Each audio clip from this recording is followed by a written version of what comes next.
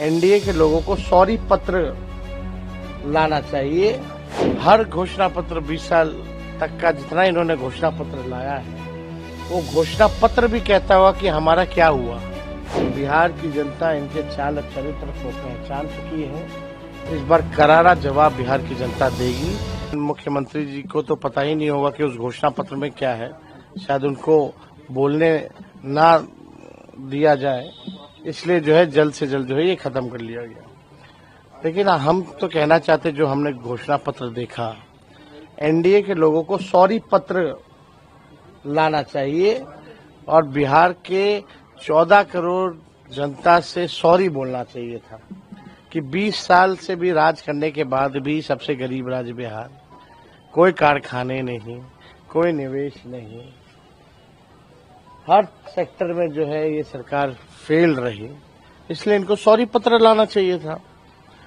और अगर इनका 20 साल का जो झूठा जुमला अगर आप लोग देखें, जो वादे इन्होंने किए थे 20 साल से, हर घोषणा पत्र 20 साल तक का जितना इन्होंने घोषणा पत्र लाया है, वो घोषणा पत्र भी कहता हुआ कि हमारा क्या हुआ, हमारा क्या होगा।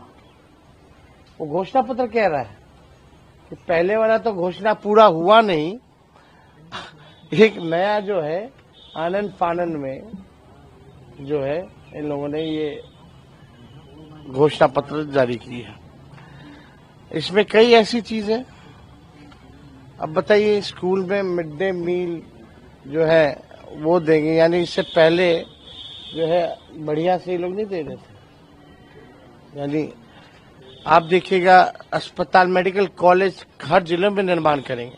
जो मेडिकल कॉलेज है वहाँ डॉक्टर नहीं है, नर्स नहीं है, दवा नहीं होता, इलाज नहीं होता, केवल खाका खड़ा कर दिया गया है, कुछ नहीं हो रहा।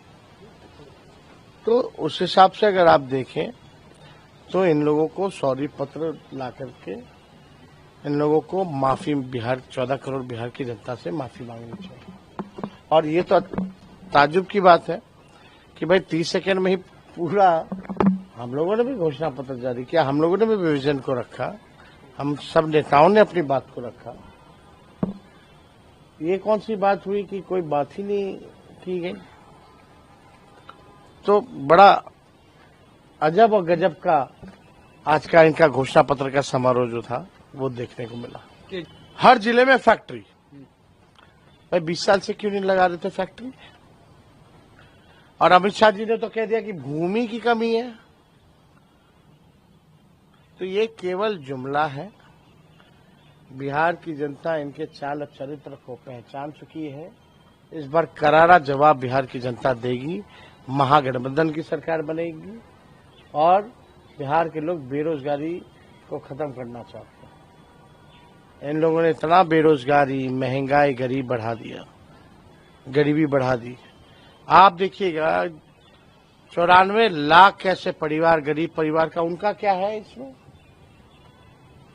उनको कैसे मुख्य धारा में लाएंगे, आर्थिक न्याय उनके साथ कैसे करेंगे, कोई बात नहीं, कोई जिक्र नहीं। आपने सरकारी नौकरियों कहा, उसको भी कॉपी कर आप बोलते हैं नकल तो कर ही रही, हर एक चीज का नकल कर दिया।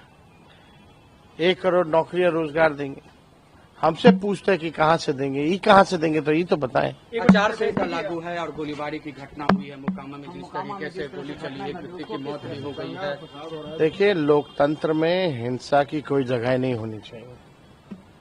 और ये ताज्जुब में है हम लोग कि कोई व्यक्ति जो है अपने काफिला, एक तो 40-40 गाड़ियों का काफिला, और तो और हथियारों के साथ लैस कैसे घूम सकता है। इलेक्शन कमीशन क्या कर रही है, प्रशासन क्या कर रहा है, अब तक क्या कार्रवाई की गई है। हत्या हुआ है, कई गवाह हैं, एफआईआर हुआ है, चश्मदीदों ने घटना जो है वो बताई है कि किसने किया, कौन कराया, किसने गोली मारी, किसने गाड़ी से रौंदा। लेकिन प्रशासन के लोग चुप है, कोई कार्रवाई नहीं की गई। यही है ना, गुंडों को, अपराधियों को संरक्षण कौन दे रहा है? और जंगल राज की बात कर रहे हैं ये लोग। जिन लोगों ने अपराधियों को पाला पोसा बड़ा किया, केवल अपनी कुर्सी बचाने के लिए इस्तेमाल कर रहे हैं जो लोग, आज उन लोगों को संरक्षण दिया जा रहा है और वही लोग जंगल राज की बात कर रहे हैं। इलेक्शन कमीशन को तो संज्ञान लेना चाहिए, सुमोटो लेना चाहिए कि ये कैसे हुआ, किस अधिकारी पे कार्रवाई हुई, कोई एक पुलिसकर्मी पे, कोई डीएसपी एसपी के पे कोई कार्रवाई नहीं की गई।